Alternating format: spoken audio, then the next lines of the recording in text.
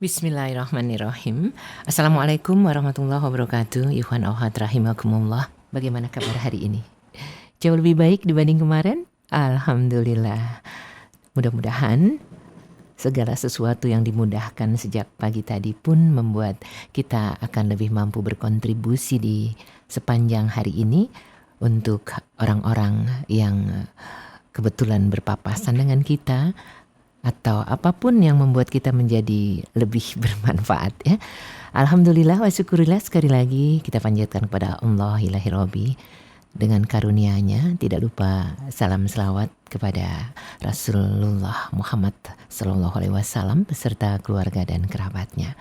Dan untuk pagi ini seperti biasa Wirausaha Muslim menghadirkan Valentino Dinsi yang makin keren, makin kesini karena makin sehat ya. Assalamualaikum warahmatullahi wabarakatuh. Waalaikumsalam warahmatullahi wabarakatuh. Keren banget. Terima kasih. Makin ganteng, makin sehat. Disapa pendengarnya tuh. Ya, Assalamualaikum warahmatullahi wabarakatuh. Teman-teman pendengar Radio Rasilan TV Rasil di seluruh Indonesia dan kalau nggak salah di Malaysia juga ada, di Singapura juga ada ya. Banyak yang lain lagi. Nanti kita senang sekali karena kita juga disimak dari daerah-daerah yang ada di seluruh penjuru Nusantara sampai ini. ke Brunei juga saya dengar ya. Betul. Masya Allah. Hari ini kita ngomongin soal apa nih? Kita bicara hari ini, jadi saya ini kan spesialis spontan Mbak Nuning ya. Jadi sambil berjalan saya berpikir hari ini kita bahas topiknya judulnya Bank Umat, Bank Syariah Digital Pertama milik umat. Jadi namanya Bank Umat, Bank Syariah Digital Pertama milik umat. Digitalnya ini yang sangat beda ya dari karena sebelumnya bank syariah milik umat juga pasti udah yang ada konvensional. Yang konvensional. Baik, kalau begitu senang sekali bisa menyampaikan berbagi ide gagasan yang mudah-mudahan nanti akan membuka semangat kita untuk lebih memajukan usaha-usaha kita kaum muslimin muslimat di seluruh penjuru Nusantara. Dan apa saja yang akan disampaikan oleh tokoh kita hari ini, Valentino Dinsi, mari kita simak. Silakan. Ya, terima kasih Mbak Nuning. Bismillahirrahmanirrahim. Assalamualaikum warahmatullahi wabarakatuh. Alhamdulillah allazi alafa baina qulubina fa asbahna bi ni'matihi ikhwana. Asyhadu an la ilaha illallah, asyhadu anna Muhammadan abduhu wa rasuluhu la nabiyya ba'da. Allahumma shalli wa sallim ala habibina wa syafi'ina wa maulana Muhammad wa ala alihi wa ashabihi wa man tabi'ahum bi ihsanin ila yaumiddin wa ba'd. Sebelumnya bagi teman-teman yang sudah punya nomor handphone saya yang lama ya, saya ingin menginfo dulu bahwa handphone saya yang lama itu yang 0815 itu sudah beberapa waktu lama dihack orang. Jadi kalau ada yang mengatasnamakan nomor handphone tersebut pasti bukan saya. Dan nomor yang baru saya kembali menyebutkan, nomor yang baru 0813 1961 8972. Jadi diganti nomor yang lama yang 08151414 itu sudah berganti menjadi 0813 1961 8972. Ya, jadi simpan. Ini nanti pastilah teman-teman akan WhatsApp ke saya. Kemudian yang kedua, saya sedang belajar ngevlog nih Mbak Nuning. Jadi mencoba bikin channel di YouTube. Alhamdulillah channelnya sudah jadi. Baru saya upload 2 video. Satu malam itu ada 373 tadi Mas Atep cerita ya. Jadi silakan di follow, di subscribe dan di like video pertama dan kedua saya. Video yang pertama itu berjudul Mengapa Kita Kalah Berbisnis dari Orang Cina.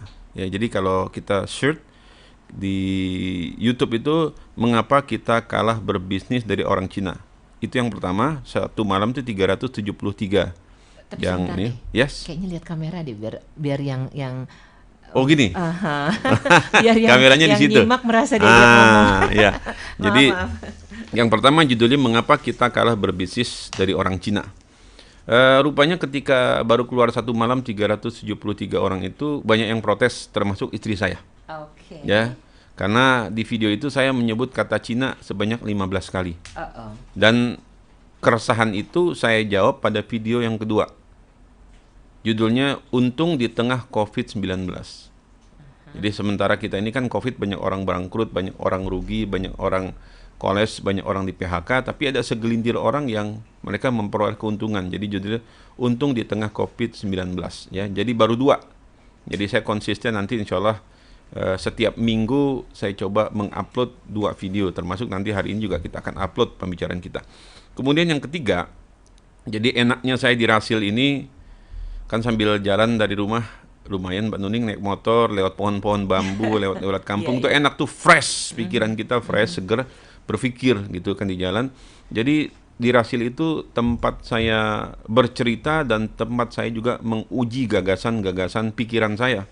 Nah, termasuk hari ini adalah hal spontan yang timbul di mana saya mencoba untuk mengkaji, menguji gagasan saya ini kepada berapa pendengar Rasil. 1 juta, 2 juta, 3,5 juta yang saya dengar. Ya, nanti pendengar bisa berinteraksi, bisa merespon di handphone yang tadi saya sebutkan, di WA saya 0813 1961 8972. Jadi, kenapa kita hari ini bicara tentang Bank Umat, bank syariah digital pertama milik umat, ya. Kata-kata garis bawahi milik umat. Karena beberapa hari yang lalu kita dengar Menteri Negara BUMN Erick Thohir kan akan merger, menggabungkan seluruh bank-bank syariah. Artinya apa? Umat nggak akan punya bank lagi. Itu kan bank punya pemerintah, ya. Jadi umat tidak akan punya bank lagi. Ya sudah, kita berpikir aja, ya kita bikin aja bank, namanya Bank Umat. Ya. Landasan berpikir saya satu. Yang pertama, Selasa malam yang lalu saya ada diskusi terbatas dengan segelintir orang. Di situ ada mantan menteri, ada mantan wali kota 2 periode, ada juga wakil direktur utama sebuah lembaga riset terbesar nasional di Indonesia, ada juga beberapa kepala pajak, dan ada 1-2 orang ustadz. Jadi di situ kami berdiskusi, mereka minta saya berbicara, ya saya berbicara kira-kira 5-10 menit.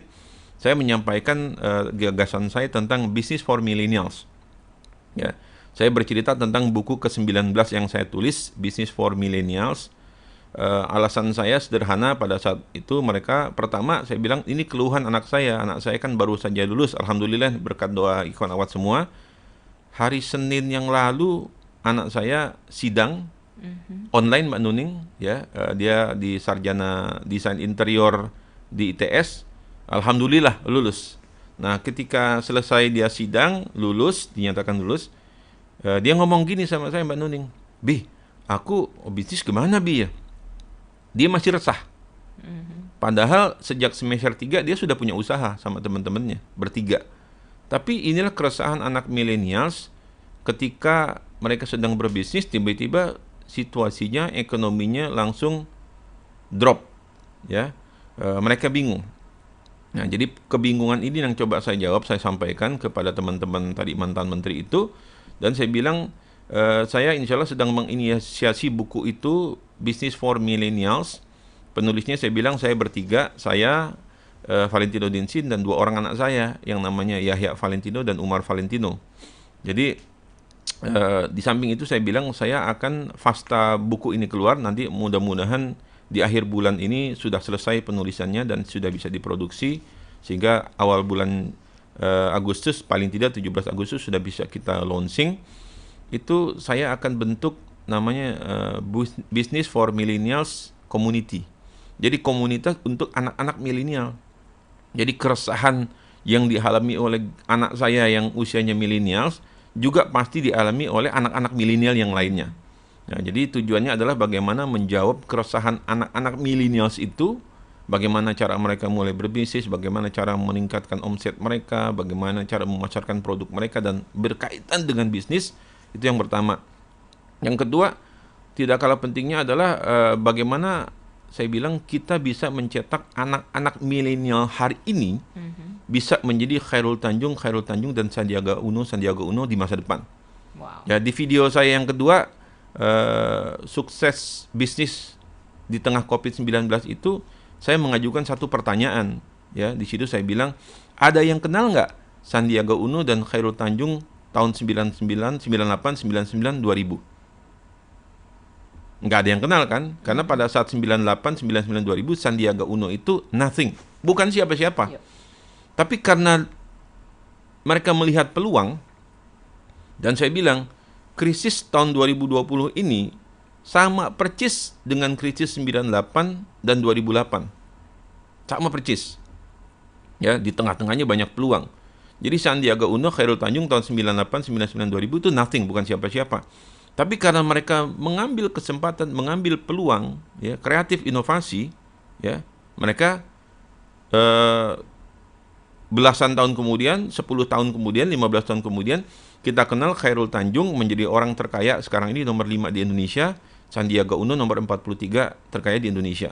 Nah, saya bilang kepada mereka, kalau anak-anak muda nih, kalau para milenial sekarang mengambil kesempatan itu hari ini, ingat situasinya mirip ya dengan 98, 2008, 2020 ini mirip.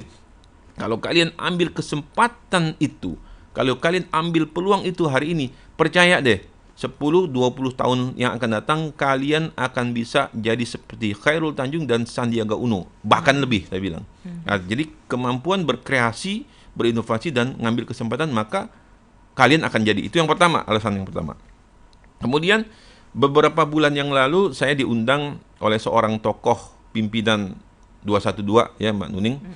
Ngomong saya di rumahnya, saya datang ke rumahnya, bicara kira-kira sampai 3 atau 4 jam. Dari pembicaraan itu saya simpulkan, ini versi saya, jadi pikiran saya sampaikan kepada beliau. Saya bilang, Ustadz, kita ini umat Islam sulit bangkit di Indonesia karena menurut saya, ya menarik lagi-lagi, menurut saya subjektif, karena kita nggak punya dua hal.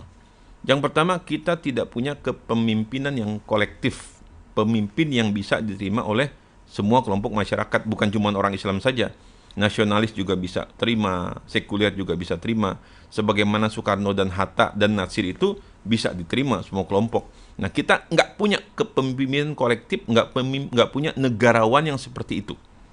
Kemudian yang kedua saya bilang, kita ini umat ini karena kita tidak punya Abdurrahman bin Auf dan Utsman bin Affan zaman now.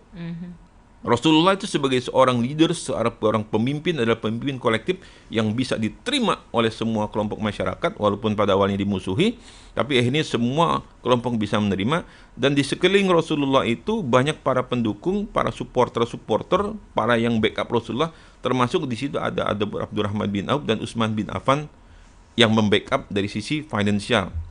Nah, dalam dakwah itu juga ya perlu itu. Jadi ibaratnya kendaraan ini butuh bensin. Nah, bensinnya itu yaitu, jadi harus ada konglomerat, harus ada orang-orang kaya, harus ada juga para agnia yang mendukung dakwah itu. Nah, kita nggak punya itu, Mbak Nuning. Ya, kita tidak punya Abdurrahman bin Auf dan Utsman bin Affan zaman now. Nah, ditambah lagi tadi milenial. Terus kalau kita nggak punya pemimpin yang kolektif yang bagus, nggak punya para agnia, nggak punya Abdurrahman bin Auf dan Utsman bin Affan zaman now, lalu kita diam aja. Lalu kita marah. Lalu kita teriak-teriak anti Cina, anti asing. Kita teriak sebentar-bentar asing. Emangnya dengan kita teriak asing dan asing, bangsa ini berubah nasibnya? Enggak kan? Jadi daripada kita berteriak-teriak marah, lebih baik ya kita adain dong, kita bikin dong, ya kita create gitu kan. Jadi itu alasan yang kedua. Kemudian alasan yang ketiga saya bicara pada hari ini, Bank Umat, ya. Bank Syariah Digital pertama milik umat itu karena beberapa hari yang lalu kemarin datang anak muda penggiat masjid ke rumah saya. Jadi 2 hari yang lalu dia WhatsApp mau konsultasi, saya bilang ya datang aja ke rumah, saya udah 4 bulan juga di rumah aja nih. Dia datang bertiga, dia cerita macam-macam tentang bisnisnya, ujung-ujungnya apa? Kapital nggak punya modal, Ustadz begini dan begitu, ya. Dan saya cerita juga, ini sebetulnya bukan ente doang yang ngalamin, ya. Jadi kita ini menggerakkan ekonomi umat, ya termasuk Rasil juga. Ini kan kita sedang berjihad di jalan Allah nih, Mbak Nuning, ya. Kita berjihad di jalan Allah, berjihad untuk umat, ya. Kita kan perlu kapital, perlu modal. Selalu keluhan kita itu sama, kita nggak punya modal. Padahal di dalam buku saya yang judulnya Masjid Mandiri Membangun Ekonomi Umat Berbasis Masjid itu berdasarkan riset yang saya lakukan, survei yang saya lakukan, kenceleng masjid aja nih, kalau diumumin kayak kan setiap Jumat diumumin, kayak di rumah saya Masjid Darussalam diumumin kurang lebih ada kenceleng masjidnya, kalau ditotalin ada infak, zakat, sedekah, wakaf itu 400 jutaan. Darussalam masjid saya di Geria Tugu Asri. Darussalam Kota Wisata itu saya dengar ada berapa miliar, 7 miliar, ada 8 miliar. Ya, belum lagi macam-macam masjid-masjid yang lain. Itu kalau kita akumulasi itu kurang lebih itu ada dana 80 triliun. Wow. Ya, itu kenceleng masjid. Ya, baru kencelengnya doang tuh. Dan potensi zakat, infak, sedekah dan wakaf berdasarkan data-data pemerintah itu potensi ziswaf kita ini 217 triliun dan baru terkumpul kan kira-kira sekitar 7-8 triliun saja. Jadi masih terbuka kesempatan itu. Jadi sebetulnya uang umat ini banyak, uang umat ini bersebaran di mana-mana, tapi kita tidak bisa memanfaatkannya. Dan lagi-lagi ketika saya ketemu pimpinan bank syariah, saya tanya, "Bang, gue mau tanya nih, tolong jawab ya, jujur Bang. Ini kan kita bank syariah nih, namanya bank syariah, pasti punya umat kan." Saya tanya, yang paling banyak pinjam duit di bank syariah, siapa Bang? Umat apa Cina? Dia bilang, ya Cina lah. Kan lagi-lagi begitu. Jadi kan sedih juga. Kita ini cuman marah, kalau kata Bang Eb Saifullah Patah, kita ini umat Islam masih jadi gerombolan, masih jadi kerumunan. Nah, caranya bagaimana? Ya kita harus keluar dari gerombolan dan kerumunan itu. Makanya saya hari ini melontarkan gagasan Bank Umat, bank digital pertama milik umat. Itu kenapa? Saya tidak mau berhenti pada stigma, pada kemarahan, nggak bisa move on dengan stigma asing-asing Cina. Kenapa? Saya teringat satu ayat Al-Quran, A'udzubillahi minasyaitonirrajim, wal takum minkum ummatu yad'una ilal khair. Hendaklah kalian itu takwin itu membentuk, mengcreate. Jadi jangan kita cuma marah tapi nggak pernah nyari solusi. Kita marah nggak pernah nyari jalan keluar. Jadi kita boleh marah, kita boleh cemburu, kita boleh kesel, tapi kita harus cari solusinya. Nah, umat ini punya masalah satu, ya, masalah katanya keuangan, masalah mau bisnis susah. Ini sekarang kan akibat COVID-19, Mbak Nuning, saya baca terakhir data itu yang kena PHK, yang di PHK nih ya, kira-kira 6 juta orang. Ya, ter-PHK nih 6 juta orang. Kemudian ribuan perusahaan bangkrut. 45 juta orang di Indonesia mendadak jadi miskin karena penghasilannya turun. Terus kita marah, nggak berubah. Makanya kita harus buat sesuatu. Nah, salah satunya adalah kita melakukan akumulasi capital tadi yang sebetulnya kita dana umat ini banyak. Ya udah, saya coba memikirkan, menginisiasi, yuk kita bikin aja bank umat. Karena memang pemerintah ini kan Menteri Erick Thohir kan juga pengen mergerin bank syariah. Ya kita bikin aja bank syariah punya kita, bank syariah punya umat, ya digital gitu kan.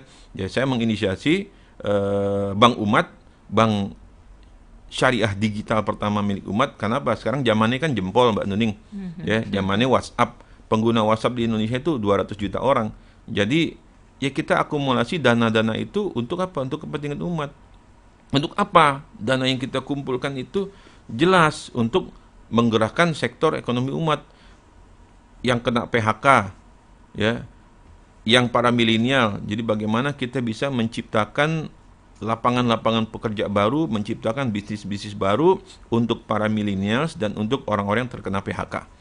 Yang kedua, ini pasti teman-teman kita bisnisnya nyungsep, bisnisnya hancur, bisnisnya bangkrut, bisnis tutup. Nah, bagaimana kita bisa menggerakkan sektor real? Jadi Bank Umat itu harus bisa menggerakkan kembali sektor real, mengangkat kembali sektor real, memberikan stimulus ekonomi, memberikan kapital bagi umat ini untuk berusaha. Ya, kemudian pada ujungnya the ultimate goalnya adalah bagaimana ke depan ini saya berpikir bagaimana 5, 10, 20 tahun yang akan datang akan lahir generasi baru, akan lahir Abdurrahman bin Auf, Utsman bin Affan zaman now, yang mereka itu bukan saja kaya seperti Abdurrahman bin Auf, seperti Utsman bin Affan, mereka konglomerat seperti Sandiaga Uno dan Khairul Tanjung, tapi mereka soleh, mereka bertakwa, mereka berjihad di jalan Allah bi amwalikum wa anfusikum, dengan harta dan jiwa mereka. Karena kita perjuangan itu butuh itu. Ya, daripada kita cuma marah-marah, mendingan kita berpikir, berbuat, bertindak, lakukan sesuatu. Ya, jadi ketika saya melontarkan gagasan Bank Umat ini, Mbak Nuning, kenapa saya berpikir? Karena kita ini umat Islam majority, duitnya banyak. Jumlah umat Islam itu 87,2% dari 270 juta. Artinya ada 235 juta orang Islam. Majority jumlah kita banyak, tapi tidur. Nih saya coba bangunin aja. Yuk, saya bilang kita mumpung bank syariah mau di merger, mumpung umat lagi seperti ini, lagi semangatnya, tapi juga ekonominya lagi turun, kita bangkitkan kembali. Saya sampaikan ide Bank Umat, bank syariah digital pertama milik umat. Tahu nggak Mbak Nuning? Yang nyambut siapa? Tiba-tiba datang ke saya itu dari Cina, dari Singapura, dari India. Kan goblok betul ini. Lontaran ide saya pikiran, tapi yang melihat peluang ini, yang melihat ini ada sesuatu, ini adalah peluang, ya kalau pakai bahasa Cina itu, lagi-lagi Cina ya nyebutnya. Jadi ada pepatah Cina disebutnya Weiji. Weiji artinya apa? Ancaman dan opportunity. Jadi di satu sisi, di tengah COVID ini, di tengah bencana ini, di tengah kesusahan, di tengah masalah, itu terbuka peluang. Nah, orang-orang yang kreatif inovasi, dia bisa ngelihat di mana peluangnya, di mana tantangannya, di mana kesempatannya, mereka ambil.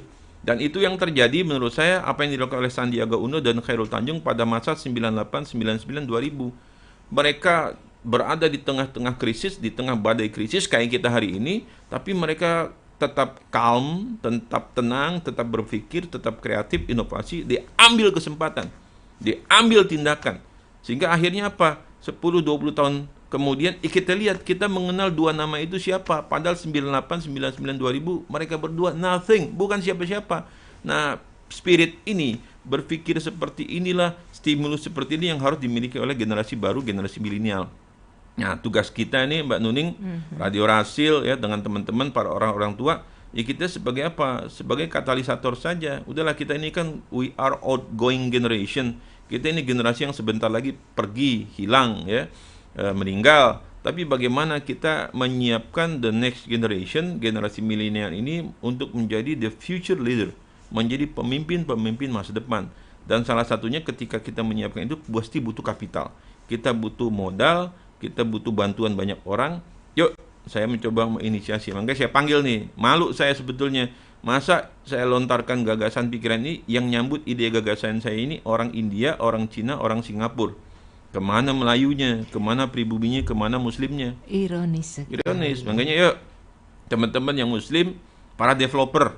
Itu yang datang ke saya developer tuh Mbak Nuning. Yuk para developer, pengembang application, bisa hubungin saya. Teman-teman yang punya kapital, yang punya modal, yang ingin infak, sedekah gitu kan, untuk perjuangan ini, untuk membangun masa depan anak-anak muda kita, membangun masa depan bangsa kita, atau yang ingin berinvestasi juga. Karena pasti ketika kita bikin bank umat ini, ya kebayang saya 2 juta, 3 orang, 3 juta, 4 juta orang gabung aja, udah itu kapitalisasi sangat besar. Itu pasti para venture capital pasti matanya hijau. Kenapa? Dia ngelihat crowd yang begitu banyak, dia ngelihat pasar yang begitu besar, pasti mereka ingin ikut di situ. Ya, jadi jangan kita jadi orang yang ketinggalan zaman kemudian marah lagi. Oh, Cina lagi, asing lagi, asing lagi. Yang datang ke gue orang Cina, orang India, orang Singapura. Lo kemana Islamnya kan gitu? Kemana orang Islamnya? Kemana Muslimnya? Harusnya yang menyambut gagasan ini pertama kali kita orang Islam. Kenapa? Ini kan untuk kita, untuk masa depan anak cucu kita, untuk masa depan bangsa kita. Ya kalau kita bukan kita, siapa lagi? Ya, jadi itulah landasan kenapa ide gagasan Bank Umat, Bank Syariah Digital pertama milik umat ini saya lontarkan, dan alhamdulillah kemarin malam sore ya, saya sudah berkomunikasi dengan ya abang saya lah yang paling jago di IT, lulusan dari Rusia. Dia bisa, udah Val nanti gue bantu, ntar bisa pendaftarannya itu cuma lewat WhatsApp. Ya, jadi dengan teknologi yang namanya bot sekarang itu, ya kita nggak perlu buka website, dengan pakai WhatsApp-nya kan semua udah biasa pakai WhatsApp. Ya mudah-mudahan lah, paling tidak saya panggil nih para developer, ayo kita merapat. Ya, para orang-orang kaya, para investor, para agnia yang punya keahlian, yuk sama-sama kita wujudkan ini untuk masa depan. Bukan cuma kita nggak lama lagi mati gitu kan, ya masuk dalam kubur. Tapi anak cucu kita pemimpin masa depan, nasib bangsa ini di tangan mereka. Tapi jangan khawatir, begitu kita masuk dalam kubur, ya kan kita udah tanam amal. Tadi barusan di depan ketemu sama Bang Krisna, ada orang yang bersedekah. Berapa ya? 8 gram emas gitu kan. Ibunya meninggal, rupanya ibu bilang, kalau saya meninggal nanti ini ada surat, tolong kasihin, baca, dikasih ke Rasil. Jadi anaknya buka, wasiat ibunya, rupanya ibunya menyumbang 8 gram emas ke Rasil. Saya bilang, Mbak, Masya Allah, itu ibu tenang, aman di kubur. Ya kenapa? Kemarin saya habis ceramah di masjid saya kuliah subuh. Saya bilang, jadi seorang yang akan meninggal ini, ya, ini kita mau meninggal, mau dicabut jenazah nyawa kita Mbak Nuning, itu dia teriak sama Allah, Rabbi, laula akhortani ila ajalin qarib, ya Allah, Tunggu sebentar ya Allah, jangan cabut dulu. Kalau engkau tunda, laula akhortani ila ajalin qarib, ketika engkau tunda umurku sesaat sebentar aja. Itu jenazah mau ngapain, Mbak Nuning, yang minta ditunda? Apakah mau sholat? Apakah mau haji? Enggak, ternyata jenazah itu laula akhortani ila ajalin qarib fa astaddaqa, aku ingin bersedekah. Jadi ternyata orang-orang yang meninggal itu, yang akan meninggal, yang akan dicabut nyawanya, minta dipospon, minta ditunda sesaat supaya dia bisa sedekah. Kenapa? Orang yang akan meninggal itu minta ditunda sampai sesaat karena dia ingin sedekah. Saya cari hadisnya, saya baca. Ternyata seseorang yang ketika dia meninggal itu, dia berada di bawah naungan sedekahnya, Mbak Nuning. Jadi dia dilindungi, dinaungi oleh sedekahnya. Seperti kita ini dinaungi di radio ini kan, kita nggak kepanasan, nggak kehujanan. Kenapa? Kita berada di dalam ruangan, di dalam gedung. Ini namanya kita dinaungi. Dan orang yang sudah meninggal itu nanti dia dinaungi. Di mana? Di alam barzah, di alam kubur. Berapa lama kita di alam kubur? Wallahu alam. Bisa aja ribuan tahun, bisa aja jutaan tahun. Setelah alam kubur nanti masuk lagi ke alam padang mahsyar, ke alam mahsyar. Masa menunggu itu berhadap-hadapan sama Allah sampai akhirnya diantri, nggak tahu dari manusia pertama sampai manusia terakhir, nunggu jadwal, nunggu antrian untuk disidang di hadapan Allah, berdua dengan Allah. Nunggu nih, kita nunggu sampai akhirnya dapat panggilan, Valentino, Nuning, panggil berhadapan-hadapan sama Allah. Nah, selama masa menunggu di dalam alam barzah, dalam alam kubur dan di padang mahsyar, itu orang yang bersedekah itu dinaungi sama Allah. Oleh sedekah itu dinaungi, Masya Allah. Makanya sebabnya orang yang akan meninggal diminta, ya Allah, tunggu, manggil sedekah akan melindungi kita di alam kubur kita dan nanti di padang mahsyar kita sampai kita berjumpa dengan Allah Subhanahu wa ta'ala. Jadi yang namanya sedekah sedemikian besar dan dahsyat efeknya ya.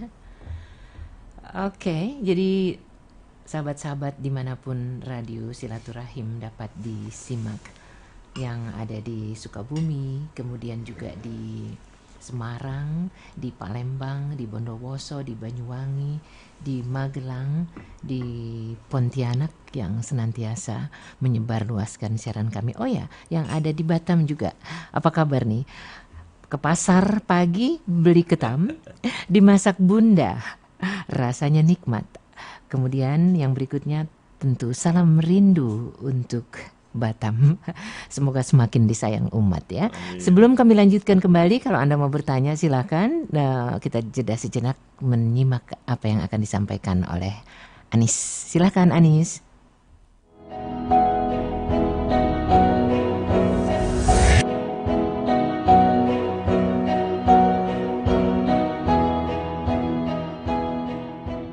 Terima kasih masih tetap bersama Rasil untuk Islam yang satu di acara Wirausaha Muslim bersama Valentino Dinsi yang siap dengan persuasi Bang Umat yang digital tadi itu. Kita boleh langsung ke pertanyaan ya. Silakan Mbak Nuning. Ini dikirim dari Bang Tino. Assalamualaikum Ustaz. Boleh nggak sih saya usul? Sebaiknya didata deh kita semua. Jadi kita tahu ada berapa yang peduli.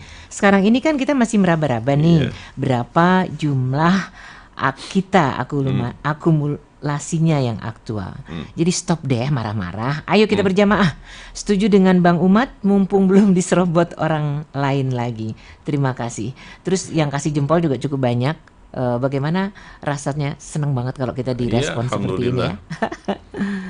Nggak ada pertanyaan sih, cuman suruh nyatet, suruh data. Iya Mbak Nuning, jadi yang dibutuhkan sekarang itu pertama adalah aplikatornya, pengembang aplikatornya, developernya.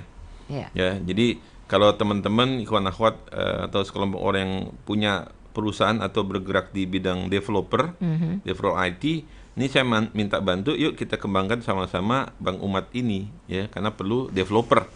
Ya, kemudian juga kita perlu memang kapital juga sedikit-sedikit untuk menggerakkan ini untuk tim yang bekerjanya ya. Jadi kalau masalah ngedata sih saya pikir gampang itu. Jadi saya bilang kalau kita sudah jadi, ini barang udah jadi, saya cuma akan ngomong ke beberapa orang doang kok. Satu, saya ngomong ke UAS. Kebayang followernya berapa juta. Ya, saya ngomong ke Ustadz Adi Hidayat. Ya, saya ngomong ke Ustadz kita nih, ya, Ustadz Hussein ya. Ustadz. Kita ngomong juga ke tetangga saya di Condet, Ustadz Khalid Basalamah ya. Saya ngomong lagi ya ke Agim dan segala macam, itu Ustadz Bahtiar Nasir, itu kembung langsung tuh saya bilang ya, langsung bisa ya jutaan lah gitu kan. Makanya tadi teman-teman dari Singapura, dari Cina dan dari India itu para developer tuh ya, itu ngerapat ke saya. Ya harusnya kan teman-teman yang muslim nih yang peduli, karena ini kan menyangkut agama kita, menyangkut bangsa kita ya, bukan cuma menyangkut kapital atau untung yang bisa diperoleh dari situ. Ya makanya tadi saya kasihkan nomor saya tuh, WA saya di HP saya itu 0813 1961 8972. Kalau yang ini sih responnya banyak gitu kan. Cuman kan ketika kita berhadapan dengan kendala teknis, yaitu kita harus mengembangkan aplikasinya ini, kita harus ada punya developer. Nah, tentang masalah izin jangan khawatir. Ini saya kemarin tetangga saya kebetulan ada direktur operasional dan keuangan sebuah bank syariah.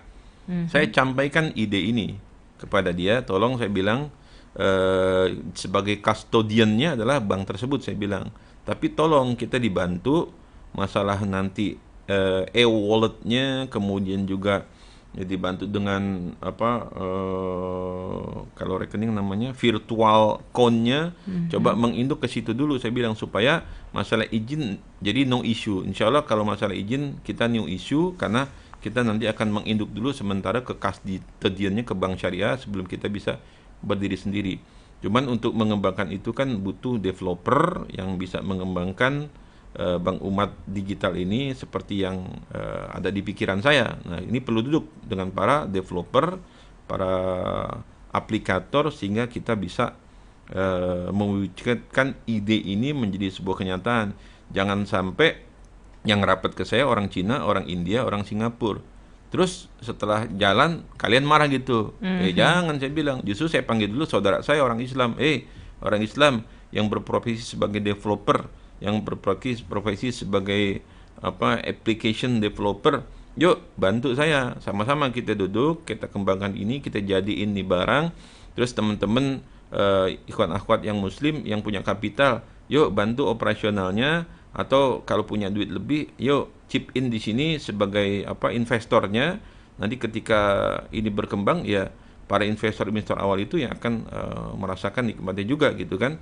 Dan nanti orang-orang yang biasa sih umatnya silakan kita bergabung saja. Tapi saya pikir saya ngomong dengan 7 orang ustadz yang punya follower jutaan aja, ya tinggal suruh ngomong aja tuh kepada umatnya, kepada followernya, rasanya sih untuk dapat 1 juta, 2 juta, 3 juta nasabah itu nggak terlalu kesulitan. Belum lagi nanti kita akan roadshow juga ke banyak TV dan ke beberapa radio. Amin. Serta media-media non mainstream digital dan lain-lain insya Allah.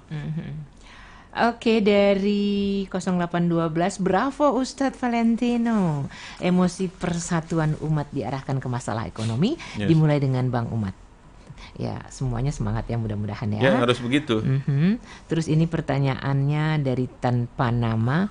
Siapa yang tidak ingin jadi Utsman bin Affan sih? Atau jadi Abdurrahman bin Auf? Semoga saya doakan yang makmur finansialnya, tergerak hatinya.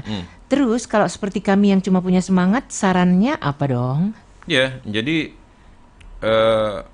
saya kan tadi cerita Sandi Uno dan Khairul Tanjung.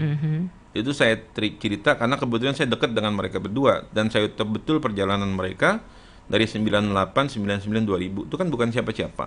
Tapi kemudian mereka menjadi orang terkait di Indonesia. Nah, kita punya mentor kan tuh. Kita punya contoh sukses 2 orang muslim ini.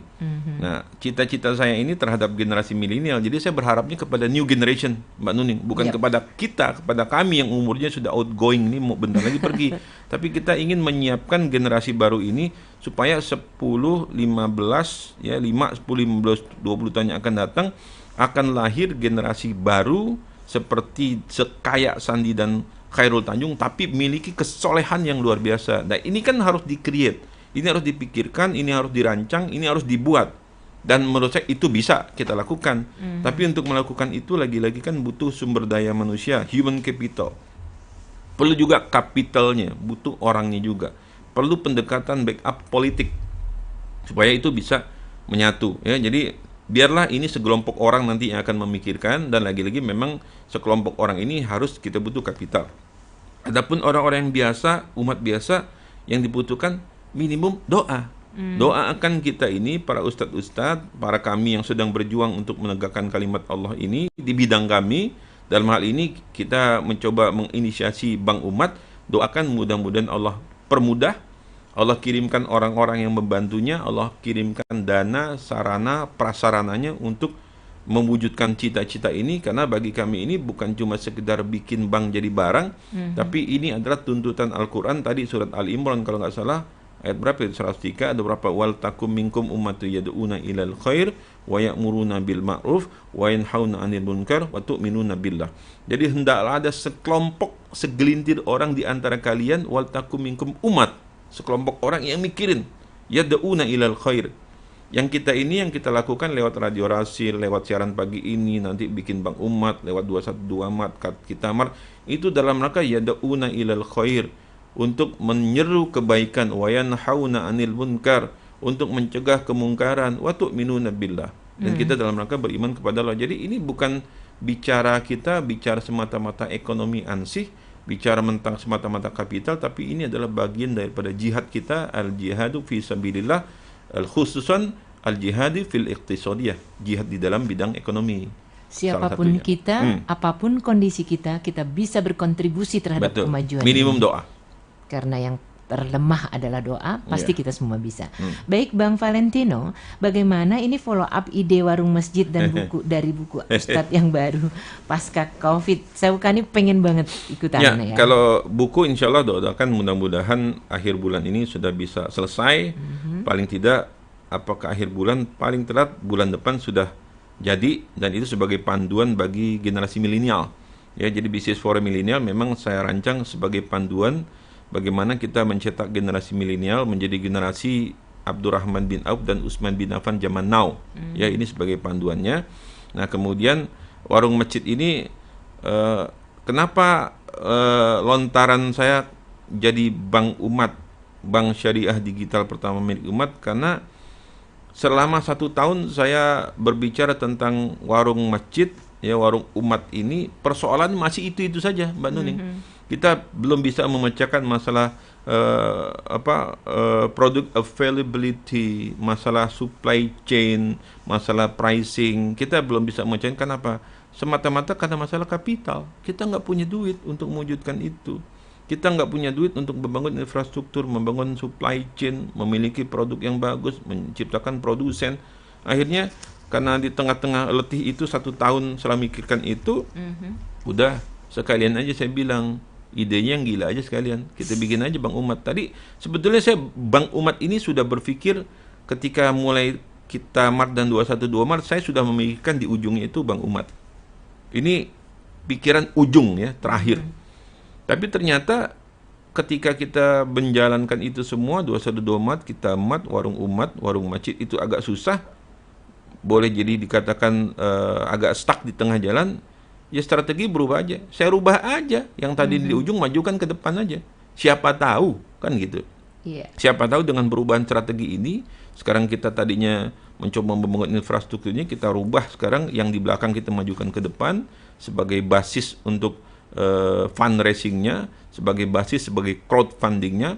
Mudah-mudahan apa yang kita cita-citakan itu membangun ekonomi umat, kita Mart, 212 Mart, generasi milenial, menciptakan lapangan pekerjaan baru, memberikan stimulus ekonomi kepada saudara-saudara kita yang sedang bangkrut, bisnis sedang terpuruk, itu bisa jalan. Jadi ini semata-mata strategi yang coba saya change, saya rubah saja. Jadi tadi di awal-awal masih ingat kan saya bilang intinya Khairul Tanjung Sandiaga Uno muncul itu karena kreativitas dan inovasi.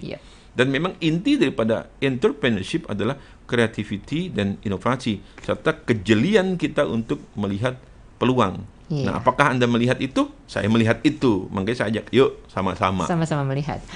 Muhammad Hanafi, terima kasih, dia bilang bersedekah deh sebelum pindah ke alam barzakh. Kalau semua terpersuasi seperti ini, insya Allah. Insya Allah. Ada komentar di live chat YouTube kita, Rasil TV, itu dari Bapak Darwis Johan, memang sudah harus ada nih Bank Umat yang betul-betul sistem dan pelaksanaannya syariah. Sekarang yang ada namanya saja syariah, tapi implementasinya masih belum full syariah dan akadnya saja mereka yang buat sendiri. Kemudian ada komentar lagi dari Iva Channel. Assalamualaikum Pak Valentino.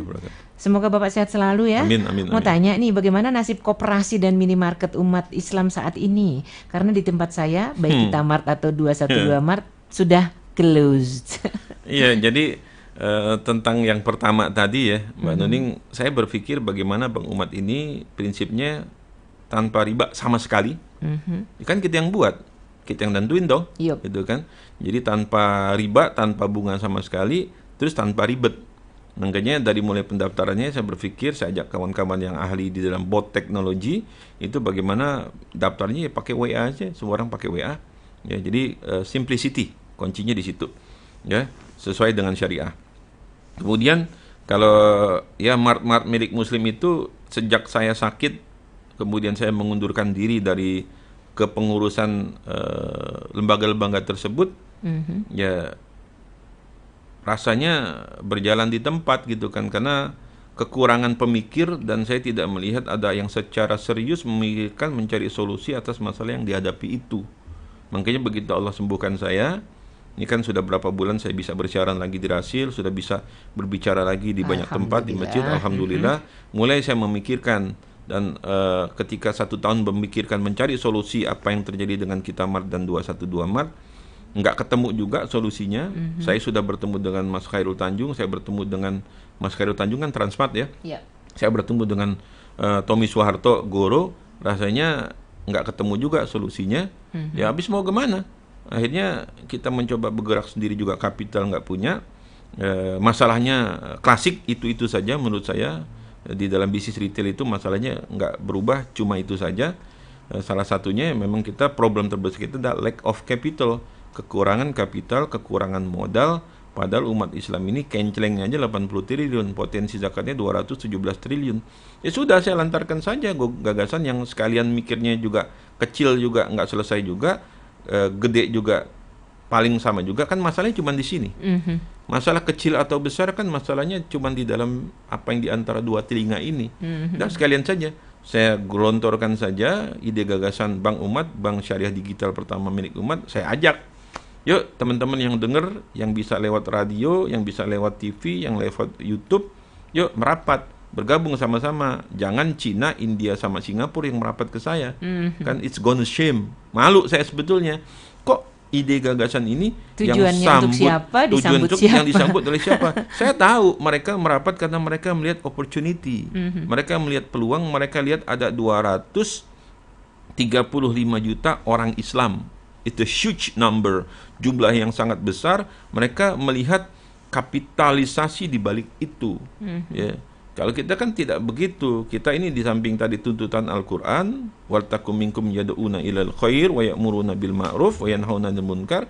Tapi kita juga untuk ini masalah nasionalisme, masalah marwah kita, masalah harga diri bangsa kita, dan sebagai sebuah umat harusnya ya umat yang tergerak, umat yang menyambut, umat yang mendukung. Jangan nanti kalau orang yang mendukung kemudian ini berjalan menjadi besar, lalu orang-orang marah sama saya. Oh, Valentino lihat yang diajak siapa? Cina, India, Singapura. Yang datang ke gue Cina, India, Singapura. Kemana kalian? Kan kalau bahasanya orang Betawi gitu, lo kemana aja gitu kan. Gue lontarin gagasan pikiran ini, yang datang yang ngelihat. Yo, sekarang tadi pertanyaan, kalian melihat nggak? Anda melihat nggak opportunity? Melihat nggak ini sebagai suatu kesempatan, sebagai suatu peluang? Saya melihat itu, makanya saya lontarkan, saya gagas. Makanya saya bilang, saya cerita di Rasil ini tempat saya ngomel, tempat saya nguji pikiran, tempat saya menyampaikan gagasan. Ya harusnya orang Islam yang menyambut ide, pikiran, gagasan seperti itu. Jangan nanti setelah berjalan kita masih teriak aja asing, Cina lagi. Nggak berubah bangsa ini kalau cuma begitu. Ini ada pertanyaan dari 0878 sekian. Kalau setahu saya, merger bank syariah itu hanya pada bank syariah pemerintah saja. Terus gimana dong? Ya memang bank pemerintah yang mau di merger. Yang di-merger sama Erick Thohir itu kan adalah bank-bank syariah pemerintah. Ya, artinya ya udah punya pemerintah. Kita Nggak ada kan. Selebihnya kapitalis semua kan gitu kan. Terus umat punya siapa? Nggak ada umat. Ya udah, daripada marah bikin aja sendiri. Biar ratusan juta umat kita nabungnya juga di situ. Ya, makanya kan ceritanya begini. UAS nih teriak, belanja ke warung milik umat. Nggak ada warungnya. Pindahkan uang kalian ke bank milik umat. Nggak ada banknya. Yap. Nggak bunyi jadinya. Sekarang saya mau coba bunyiin. Kalau kita punya bank umat, banknya punya umat, ya konsolidasi umat, konsolidasi masjid-masjid seluruh Indonesia yang jumlahnya 850.000 itu. Yuk, saya bilang nggak usah jauh-jauh. Beberapa masjid udah mau, saya bilang, kas duit berapa? 400 juta Ustadz. Kalau gue bikin bank umat, lo pindahin 10% ya. Siap Ustadz, 10% aja. Kali sekian. Ya kalau 80 triliun kan 10% 8 triliun, Mbak. Nah, jadi memang harus ada yang dorong. Ibaratnya kan saya ngedorong nih, ya. Jadi ada tahapan orang yang berbicara, ada orang yang bekerja juga gitu kan. Kita berbagi tugas sebetulnya gitu kan. Tadi saya bilang ini kalau barang udah jadi nih, makanya saya panggil developer Islam, pengembangan application milik orang Islam.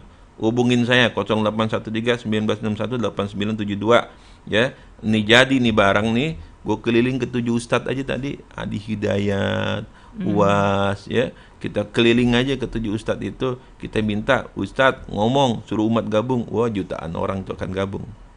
Kalau udah jalan gitu, wah insya Allah ya. Iya.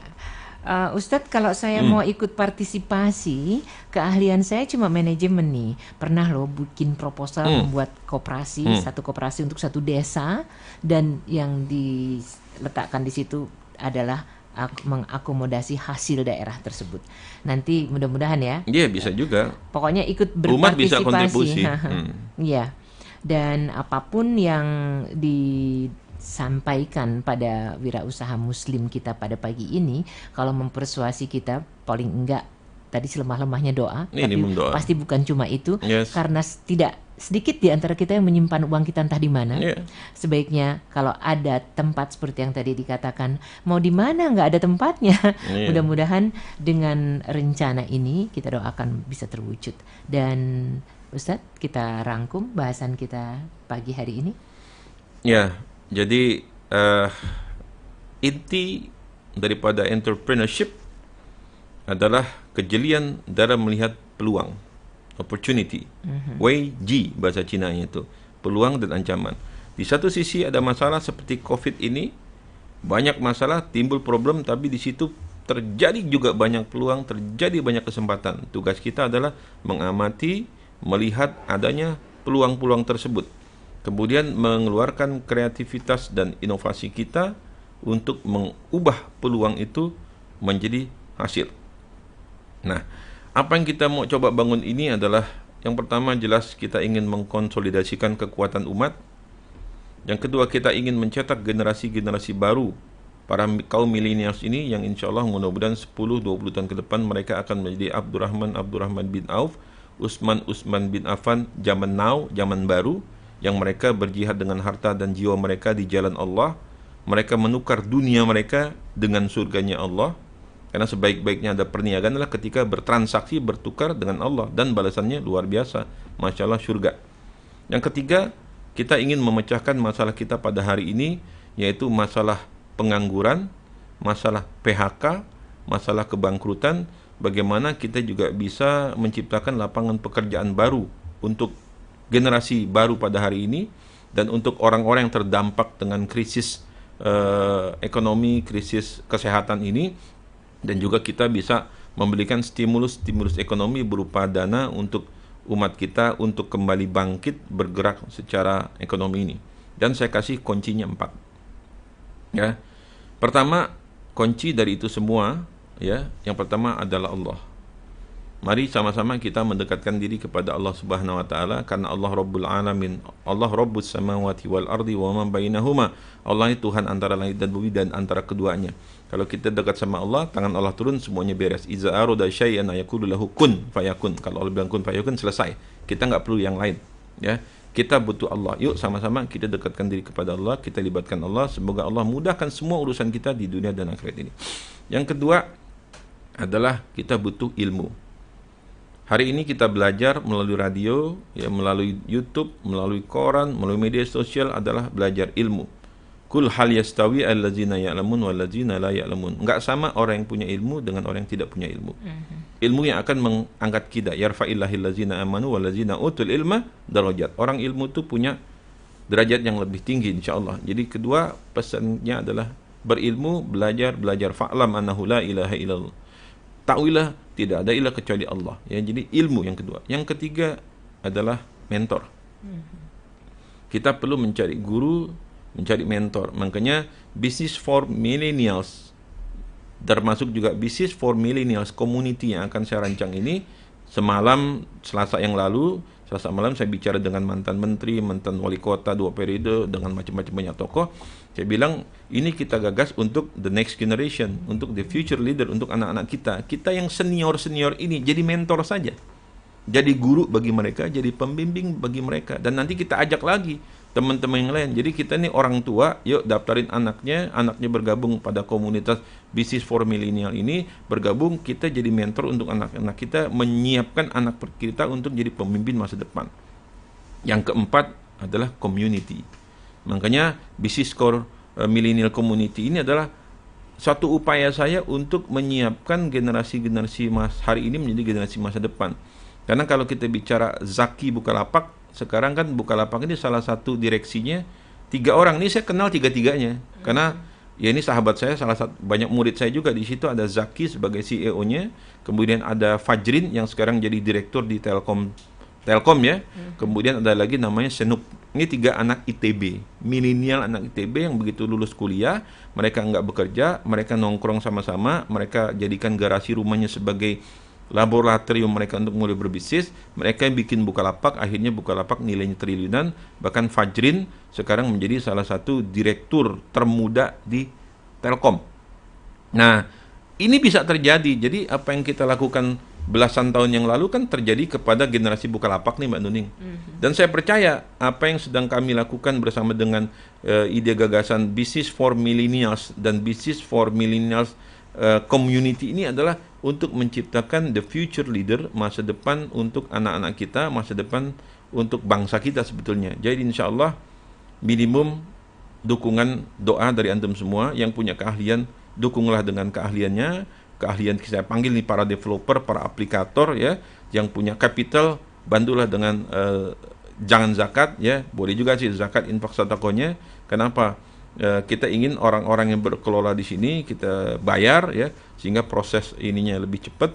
Karena hanya dengan itu al-mu'min ba'duhum awliya ubad. Orang mukmin itu satu dengannya harusnya jadi saling menolong, sebagaimana wallazina kafaru ba'duhum awliya ubad. Orang-orang kafir itu satu dengan yang lain saling mendukung. Masa kita nggak dukung gitu kan? Jadi kalau orang kafir saling mendukung, ya kenapa kita orang muslim nggak mendukung? Insya Allah mudah-mudahan hari ini kita ketemu di udara, kita ketemu di TV lewat YouTube, kita lewat pandangan mata kita bertemu. Insya Allah mudah-mudahan satu saat kelak kita bisa ketemu kopi darat dalam keadaan yang normal, berjumpa. Dan saya berdoa sekali lagi, lebih penting dari itu adalah mudah-mudahan kelak kita bertemu dan berkumpul di dalam surganya Allah Subhanahu wa Ta'ala. Insya Allah. Amin. Terima kasih Ustadz Sama-sama, Valentino Dinsi. Yang jelas 6 juta orang kehilangan pekerjaan dan 40 juta orang miskin di kondisi sekarang. Sangat berharap kepedulian kita semuanya menggenggam 4 yang tadi disampaikan oleh acara kita ini ya. Mudah-mudahan kita tetap menggenggam teguh 4 yang merupakan kunci tadi, sekaligus juga bagaimana kita memanfaatkan peluang untuk membangun ekonomi umat ini menjadi Khairul Tanjung dan Sandiaga Uno di masa-masa sekarang ya. Karena biar bagaimanapun juga tetap itulah yang harus diupayakan agar kita tidak tenggelam dalam kondisi semangat enggak, putus asa enggak, tapi enggak ngapa-ngapain. Oke, terima kasih banyak sekali lagi untuk semuanya dan teman-teman semua yang menyebarluaskan acara dari Radio Silaturahim. Mudah-mudahan berkah rahmat Allah senantiasa terlimpah untuk kita semua. Billahi taufiq wal hidayah. Wassalamualaikum warahmatullahi wabarakatuh. Waalaikumsalam.